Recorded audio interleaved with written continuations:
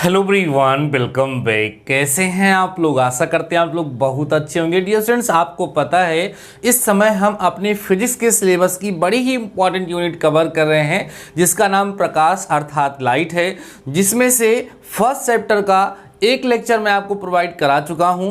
Mainly उसमें हमने आपके साथ डिस्कस किया था कि प्रकाश क्या होता है, साथ ही साथ उसमें आपको बताया गया था प्रकाश के गुण मीन्स लाइट की प्रॉपर्टीज़ क्या होती हैं, प्रदीप्त वस्तुएं क्या होती हैं, अदीप्त वस्तुएं क्या होती हैं। हाँ डियर स्टूडेंट्स, एक क्वेश्चन आप लोगों का लगातार उसमें आ रहा था कि सर जो चंद्रमा है उसको हमने कहीं पढ़ा है कि चंद्रमा जो है अदीप्त वस्तु होती है, वो प्रदीप्त वस्तु नहीं होती। तो मैं थोड़ा सा क्लियर करता हूँ, उसके बाद देन आज के इस लेक्चर पे आता हूँ। आज के इस लेक्चर के पश्चात डियर स्टूडेंट्स आपका ये चैप्टर कंप्लीट हो जाएगा। देन आप लोग आसानी से एक्सरसाइज को सॉल्व कर पाएंगे और मैं आपको कंप्लीट तरीके से बहुत ही अच्छी तरीके से एक्सरसाइज को सॉल्व कराऊंगा और ये चैप्टर आपका जबरदस्त तरीके से तैयार हो जाएगा।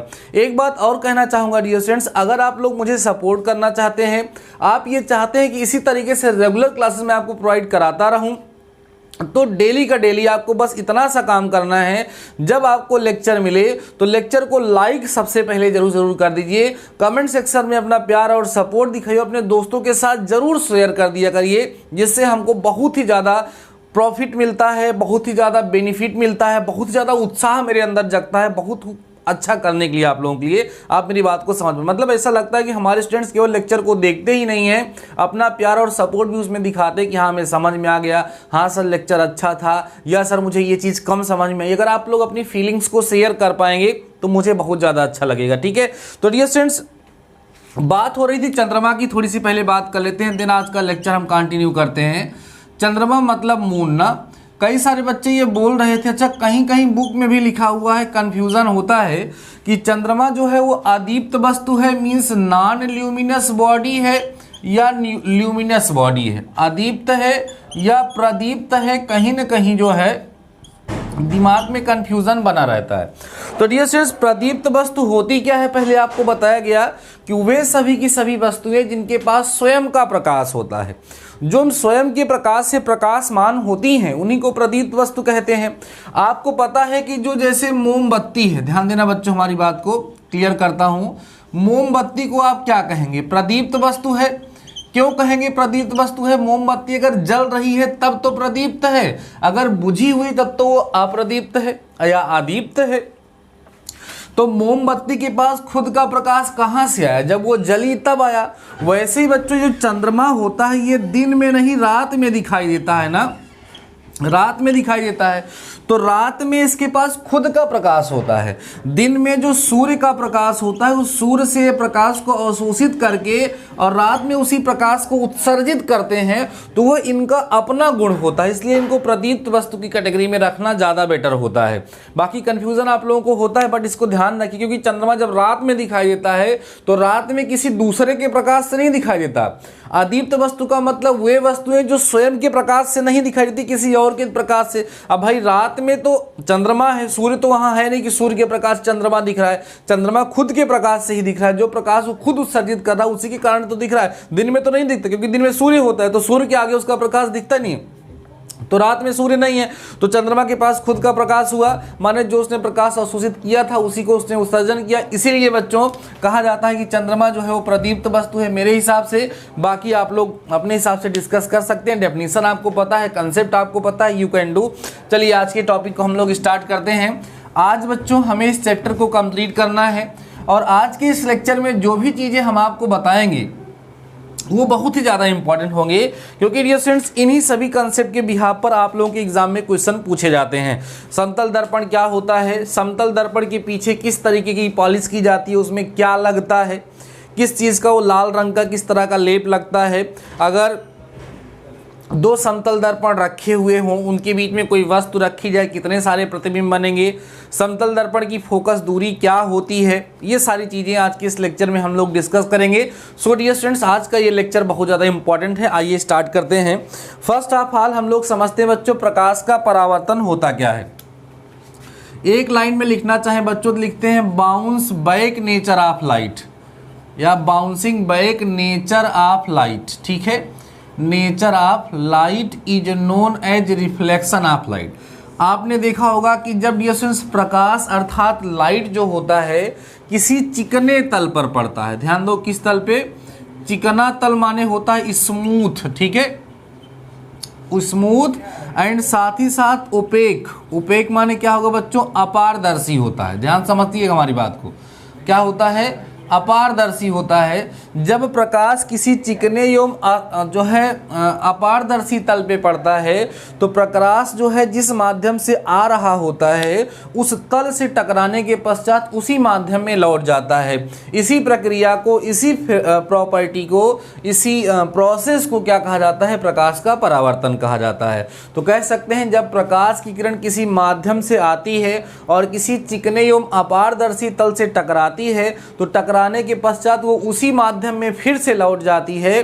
प्रकाश के इसी गुण को डियर स्टूडेंट्स क्या कहते हैं, प्रकाश का परावर्तन कहते हैं, रिफ्लेक्शन ऑफ लाइट कहते हैं।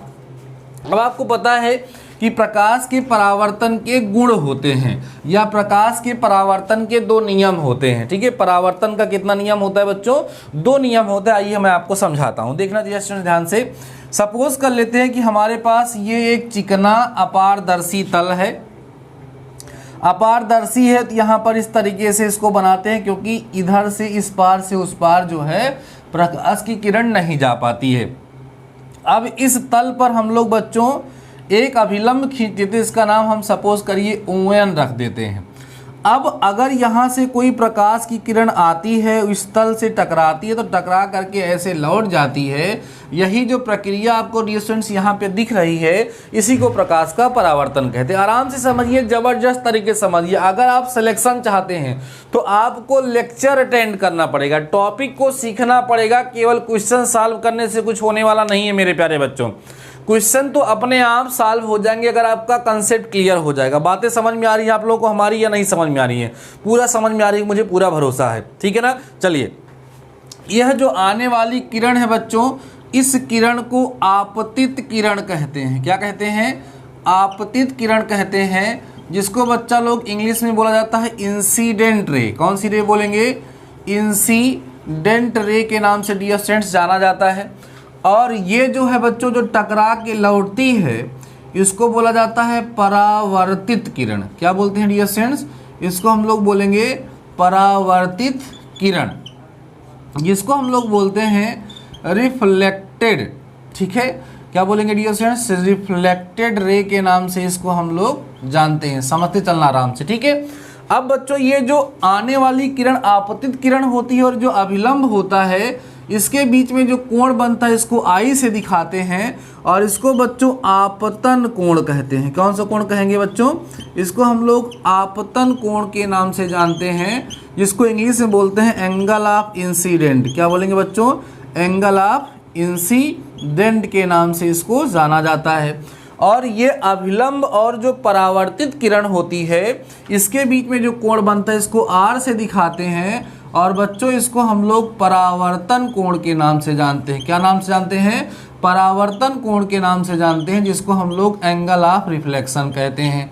क्या बोलते हैं, एंगल ऑफ रिफ्लेक्शन, ठीक है, एंगल ऑफ रिफ्लेक्शन के नाम से इसको जाना जाता है।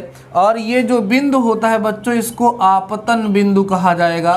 क्या कहा जाएगा बच्चों, इसको आपतन बिंदु के नाम से जाना जाता है, इंसिडेंट पॉइंट, ठीक है। इतनी चीजें होती हैं।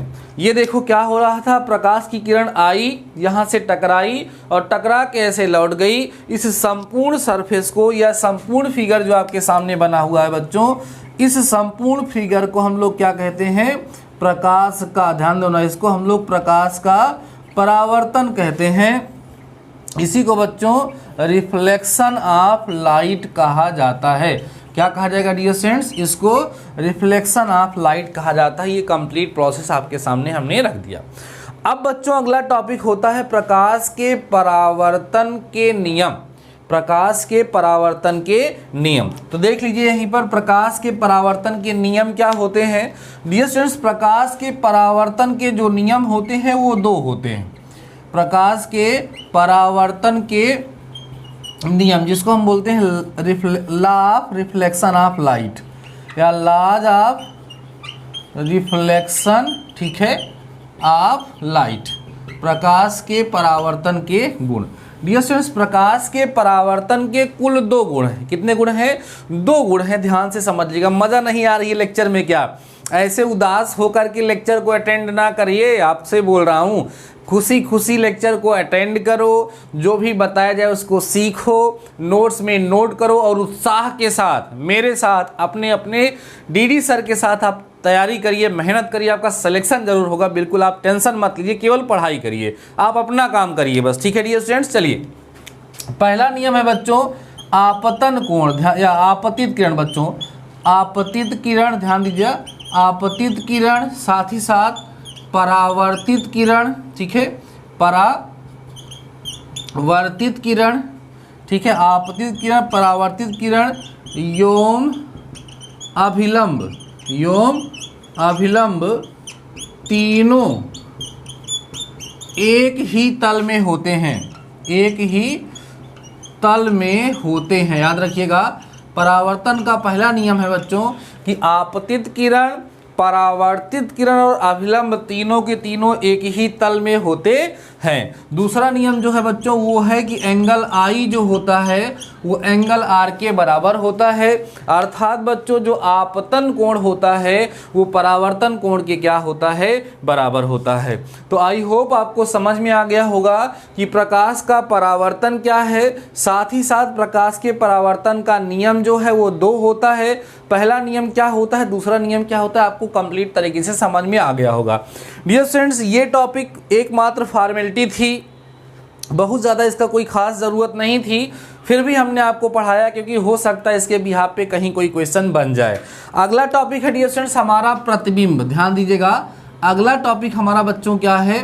प्रतिबिंब है। ठीक है, प्रतिबिंब को इंग्लिश में हम लोग क्या कहते हैं डियर स्टूडेंट्स? इमेज कहते हैं। क्या बोलेंगे? इमेज बोलते हैं। ये प्रतिबिंब होता क्या है डियर स्टूडेंट्स और ये बनता कैसे है?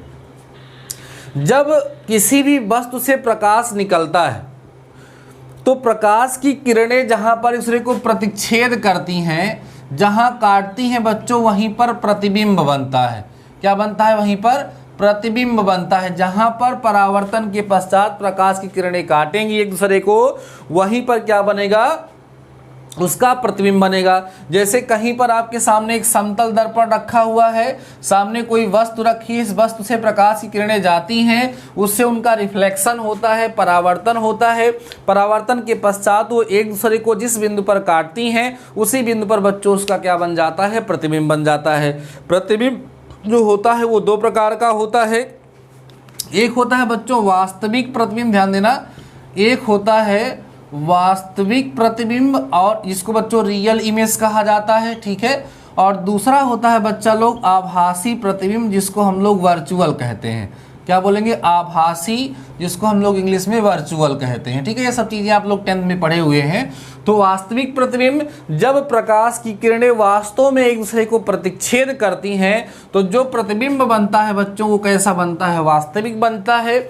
और जब रेखाएं जो होंगी, प्रकाश की किरणें जो होंगी वो आभासी मीन्स आभास होंगी, एक दूसरे को प्रच्छेद नहीं करेंगी, केवल प्रच्छेद करती हुई आभास होंगी, प्रतीत होंगी। तो उस सिचुएशन में जो इमेज बनता है उस इमेज को बच्चों वर्चुअल इमेज के नाम से जाना जाता है, आभासी प्रतिबिंब के नाम से जाना जाता है। क्लियर हो गई बातें? इतनी चीज़ें आपको समझ में आ गई होंगी। अब चलिए इतना फटाफट से आप लोग नोट कर लीजिए, देन हम लोग बढ़ते हैं अपने नेक्स्ट टॉपिक की तरफ और थोड़ा सा समझते हैं बच्चों कि समतल दर्पण क्या होता है। और इसी के बिहाफ पर आप लोगों के एग्जाम में ज़्यादा से ज़्यादा क्वेश्चन पूछे जाते हैं। तो आइए डियर स्टूडेंट्स अगले टॉपिक की तरफ हम लोग चलते हैं। आज मैंने आप लोगों से बोला है कि आज डियर स्टूडेंट्स हमें क्या करना है? इस चैप्टर को कंप्लीट करना है। एकदम उत्साहित रहिए, जबरदस्त तरीके से 3 PM पर रेगुलर आपके मैथ्स की क्लास हो रही है। अगर आपको नहीं पता डियर स्टूडेंट्स, बहुत सारे बच्चे ऐसे हैं जिनको शायद क्लास के बारे में नहीं पता है कि इस समय क्लास चल रही है या नहीं चल रही है। तो उसके लिए मैं आप लोगों से ये कहना चाहूँगा कि प्लीज़ अपने दोस्तों के साथ ज़रूर शेयर करिए, उन्हें बताइए कि free of cost DD mathematical solution पर पॉलिटेक्निक की क्लासेस चल रही हैं। एंट्रेंस एग्जाम को अगर आप क्रैक करना चाहते हैं अच्छे मार्क्स से तो आप उसको पार्टिसिपेट कर सकते हैं, वहाँ से अपनी प्रिपरेशन आप लोग कर सकते हैं। तो आइए बच्चों, अब हम लोग बात करते हैं समतल दर्पण की। ध्यान देना, समतल दर्पण समझिएगा, जिसको बच्चों हम लोग बोलते हैं प्लेन मिरर। ध्यान दीजिएगा, जिसको हम लोग बोलते हैं प्लेन मिरर। ये समतल दर्पण अर्थात प्लेन मिरर होता क्या है। जिसमें आप मुंह देखते हैं वो प्लेन मिरर ही होता है, समतल दर्पण ही होता है। समतल दर्पण क्या होता है डियर स्टूडेंट, सिंपल सा जो सपाट होता है वही समतल दर्पण होता है। अब समतल दर्पण के एक उत्तर को अपारदर्शी बनाने के लिए ध्यान रखिएगा बच्चों, उसमें चांदी, किसका, चांदी या, ठीक है, चांदी या पारे का लेप लगाया जाता है। चांदी या पारे का क्या करते हैं बच्चों, लेप लगाया जाता है। और इस लेप को लगाने के बाद लाल रंग का आयरन ऑक्साइड होता है। लाल रंग का क्या होता है बच्चों, आयरन ऑक्साइड होता है। उसका जो है उससे कलाई की जाती है, ठीक है। लाल रंग का जो लगता है वो क्या होता है डियर स्टूडेंट्स, आयरन ऑक्साइड होता है। इस आयरन ऑक्साइड का उस पर लेप लगा करके समतल दर्पण तैयार किया जाता है। अब यहाँ से छोटे छोटे क्वेश्चन आपके एग्जाम में आ सकते हैं। कैसे कि भाई समतल दर्पण को बनाने के लिए या उत्तल और अवतल दर्पण को बनाने के लिए भी यही चीज़ें यूज होती हैं। तो क्या क्या यूज होता है, तो चांदी या पारे का लेप लगाया जाता है, उसके पीछे लाल रंग का आयरन ऑक्साइड उसके बाद प्रयोग किया जाता है। तो तीन चीज़ें हैं बच्चों, चांदी है या पारा है लगा सकते हैं, और आयरन ऑक्साइड जो होता है, जो लाल रंग का लेप दिखता है वो आयरन ऑक्साइड का लगाया गया होता है। क्लियर हो गई बातें। ये तो हो गया समतल दर्पण की बात। अब समतल दर्पण के कुछ गुण होते हैं जिनके बिहाफ पे क्वेश्चन आप लोगों से पूछे जाते हैं। ध्यान दीजिएगा बच्चों, समतल दर्पण का गुण क्या क्या होता है, नोट करिएगा सारी चीज़ों को। जो भी चीज़ें मैं आपको बता रहा हूँ इसको समझो और अपनी कॉपी में इसको नोट करो, साथ ही साथ इसको याद रखने का प्रयास करो, जिससे डियर स्टूडेंट जब हम आपको क्वेश्चन सॉल्व कराएं तो आपको क्वेश्चन सॉल्व करने में किसी प्रकार की कोई समस्या ना हो, आराम से आप क्वेश्चन को सॉल्व कर सकें। तो आइए हम बात करते हैं कि समतल दर्पण के गुण क्या होते हैं डियर स्टूडेंट, ठीक है। समतल दर्पण के गुण, ठीक है, जिसको हम लोग बोलेंगे बच्चों प्रॉपर्टीज ऑफ प्लेन मिरर, ठीक है, प्रॉपर्टीज ऑफ, ठीक है, प्रॉपर्टीज ऑफ प्लेन मिरर्स।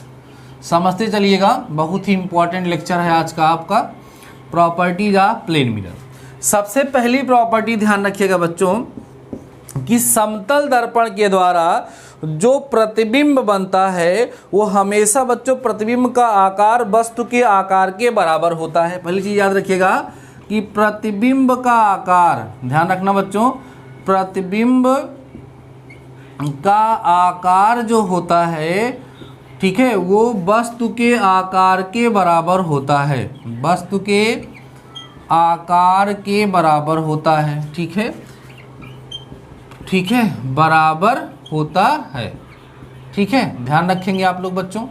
पहली चीज़ क्या कि प्रतिबिंब का आकार वस्तु के आकार का बराबर होता है। जैसे आप लोगों से पूछा जाएगा कि एक समतल दर्पण के सामने 10 सेंटीमीटर लंबाई की एक वस्तु रखी हुई है, बताइए उस समतल दर्पण के द्वारा प्रतिबिंब कितना बड़ा बनेगा। तो अगर 10 सेंटीमीटर की वस्तु रखी हुई है तो 10 सेंटीमीटर का ही प्रतिबिंब बनेगा, क्योंकि समतल दर्पण के द्वारा जो प्रतिबिंब बनता है उसकी लंबाई, उसका जो आकार होता है वो वस्तु की आकार के ही क्या होता है, बराबर होता है, ठीक है। चलिए अगला बात करते हैं, दूसरा नंबर। अगर मान लीजिए किसी व्यक्ति को अपना पूरा प्रतिबिंब देखना है तो दर्पण की लंबाई व्यक्ति की ऊंचाई की आधी होनी चाहिए। ध्यान रखिएगा बच्चों, ठीक है, दर्पण की लंबाई, ठीक है, वस्तु या व्यक्ति कहते हैं, दर्पण की लंबाई व्यक्ति की ऊंचाई की आधी होनी चाहिए। ध्यान रखिएगा आप लोग, तब वो अपना पूरा प्रतिबिंब देख सकता है। कहने का मतलब जैसे मान लीजिए आप लोगों से क्वेश्चन पूछ लिया गया, किसी व्यक्ति को अपना पूरा प्रतिबिंब देखने के लिए दर्पण की लंबाई व्यक्ति की ऊंचाई की आधी होनी चाहिए। जैसे मान लीजिए आपसे पूछ लिया जाए कि एक आदमी है जिसकी हाइट जो है बच्चों वो 6 फीट है, ठीक है, और वह अपना पूरा प्रतिबिंब देखना चाहता है, तो जो समतल दर्पण होगा उस समतल दर्पण की ऊंचाई क्या होगी बताओ। तो इसी की आधी होगी, 6 फीट का आधा कितना होगा बच्चों, 3 फीट होगा, अर्थात 3 फीट का अगर हम लोग वहाँ पर समतल दर्पण प्रयोग करते हैं तो उस सिचुएशन में वह व्यक्ति जो है अपना पूरा प्रतिबिंब वहाँ पर देख सकता है। क्लियर हो गई बात है ना। चलिए अगली प्रॉपर्टी डियर स्टूडेंट्स हम लोग देखते हैं। अगली प्रॉपर्टी आप लोग ये ध्यान रखेंगे कि समतल दर्पण की जो फोकस दूरी होती है बच्चों वो अनंत होती है। याद रखिएगा कि समतल दर्पण की जो फोकस दूरी होती है, ध्यान दो, समतल दर्पण की फोकस दूरी जो होगी वो क्या होती है, अनंत होती है। क्या होती है, अनंत होती है। और अभी अगर चल के आप लोग पढ़ेंगे कि इसकी अगर आपको क्षमता निकालनी है तो इसकी जो क्षमता होती है, इसका जो पावर होता है या मैग्निफिकेशन जो होता है डियर स्टूडेंट वो क्या होता है, जीरो। इसका क्षमता जीरो होती है, ठीक है। वो सब बात की बातें, अभी जितनी चीज़ मैंने आपको बताई ये सारी चीज़ें आप लोग ध्यान रखिएगा, ठीक है। क्लियर हो गई बातें। चलिए अगला टॉपिक देखते हैं बच्चों कि दो समतल के बीच में अगर दो समतल दर्पण रखे हैं, समतल दर्पण से बनने वाले प्रतिबिंबों की संख्या उसको हम लोग कहते हैं कि अगर दो समतल दर्पण रखे गए हैं तो उनके बीच में अगर कोई वस्तु रखी जा रही है तो उसका कितना प्रतिबिंब बनेगा। ठीक है, छोटी छोटी चीज़ें जो आपको हम बता रहे हैं बच्चों, इन सभी की सभी चीज़ों को आप लोग नोट जरूर से जरूर करते रहिएगा जिससे आपको आगे चल के समस्या ना हो। हम लोग पढ़ेंगे बच्चों, ठीक है, समतल दर्पण से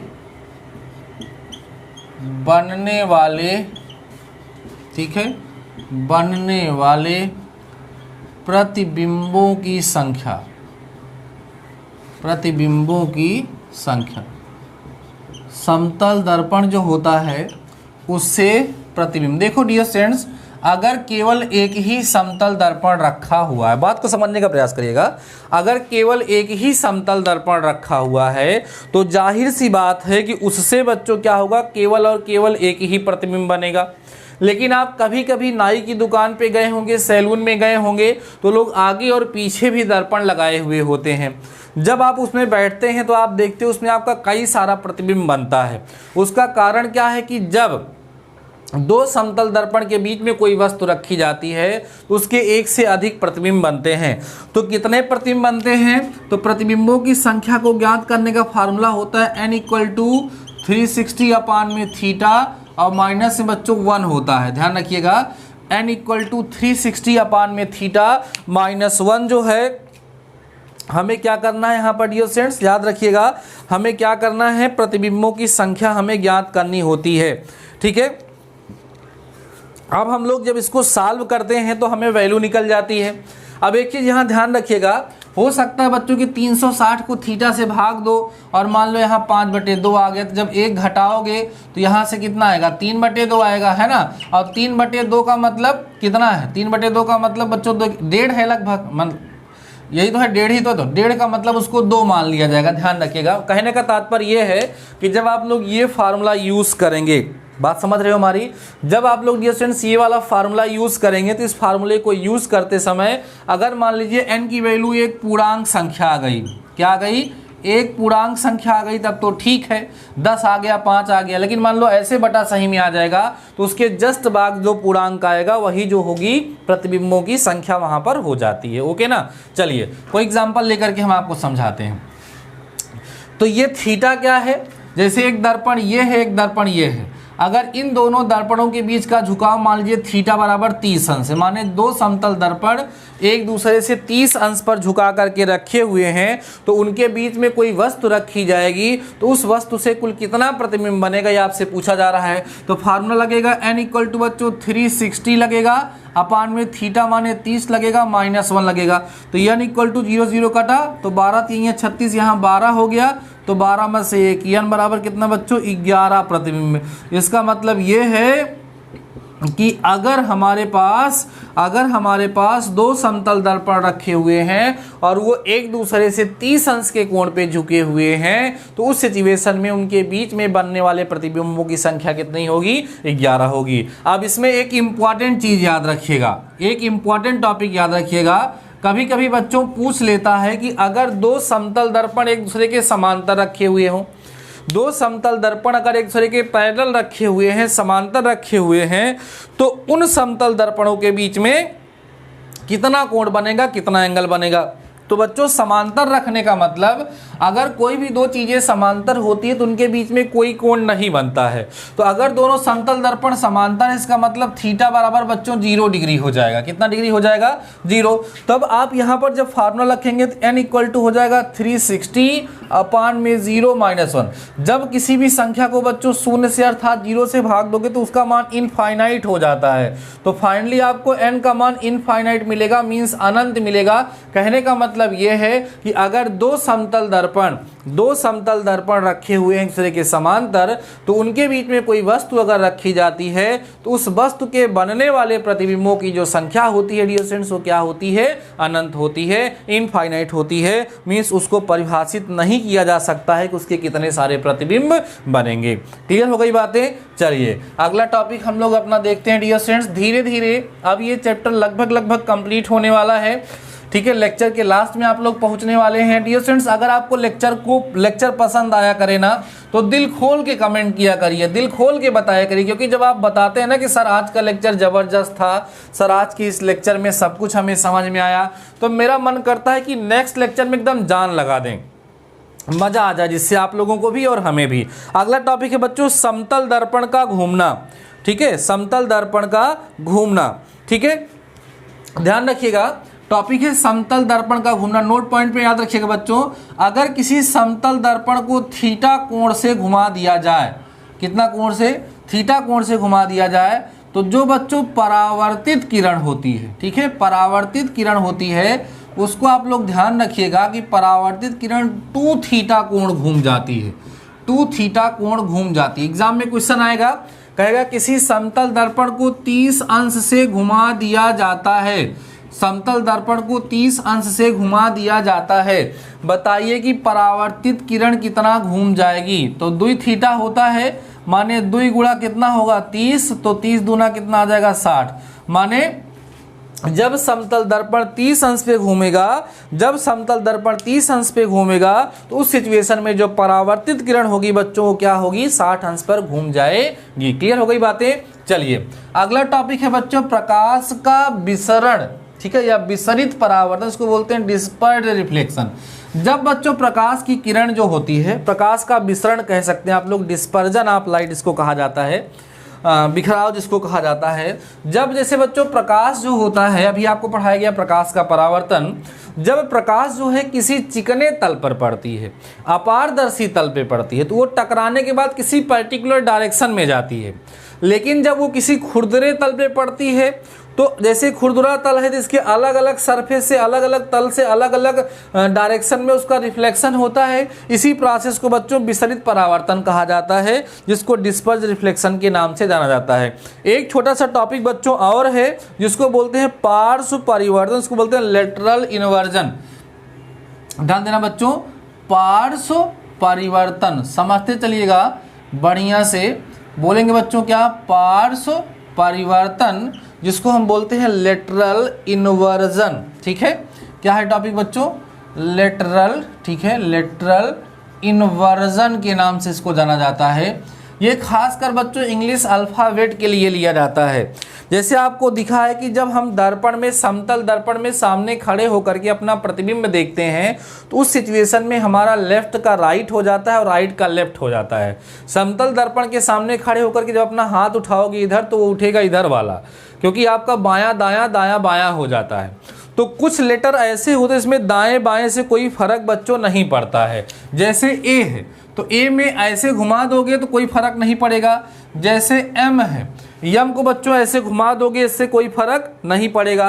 जैसे एच है, जैसे बच्चों क्या है? आई है, इन सबको घुमाने से कोई फर्क नहीं पड़ेगा। जैसे ओ है, जैसे टी है, जैसे यू है और वी है, इन सब में पार्श्व परिवर्तन करने से कोई प्रभाव नहीं पड़ता है। आपके एग्जाम में क्वेश्चन आ सकता है कि निम्न में से किसमें से समतल दर्पण में प्रतिबिंब देखने पर उसका प्रतिबिंब ऐसा ही बनेगा, उसमें कोई परिवर्तन नहीं होगा। तो इसको रटने की आवश्यकता मुझे लगता है डियर स्टूडेंट्स नहीं है। इतना आपका दिमाग काम करेगा कि किसमें लेफ्ट और राइट में फर्क नहीं पड़ेगा। जिसमें लेफ्ट और राइट का फर्क नहीं पड़ेगा, लेफ्ट और राइट से देखने में वो एक जैसा दिखता है, उसके लिए कोई समस्या नहीं होगी, वो आप लोग आसानी से बता देंगे।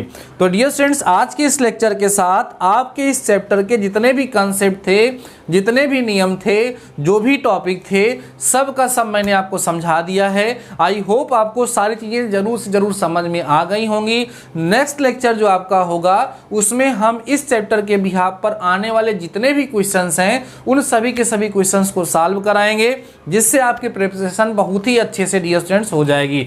तो डियर स्टूडेंट्स, इसके लिए बहुत ही ज़्यादा जरूरी है कि फर्स्ट लेक्चर भी आप लोगों ने देखा होगा, सेकंड लेक्चर भी देखा होगा। दोनों लेक्चर को एक बार बढ़िया से देख लीजिए, अपनी नोट्स प्रिपेयर कर लीजिए, जिससे जब मैं आपको क्वेश्चन सॉल्व कराऊं तो क्वेश्चन सॉल्व करने में आपको कोई दिक्कत ना हो, अच्छे से आपका प्रिपेयर हो जाए। तो ठीक है डियर स्टूडेंट्स, आज के इस लेक्चर में बस इतना ही। मिलते हैं नेक्स्ट लेक्चर के साथ। तब तक लिए ऐसे ही शानदार रहिए, मस्त रहिए और पढ़ते जरूर रहिए। All the best.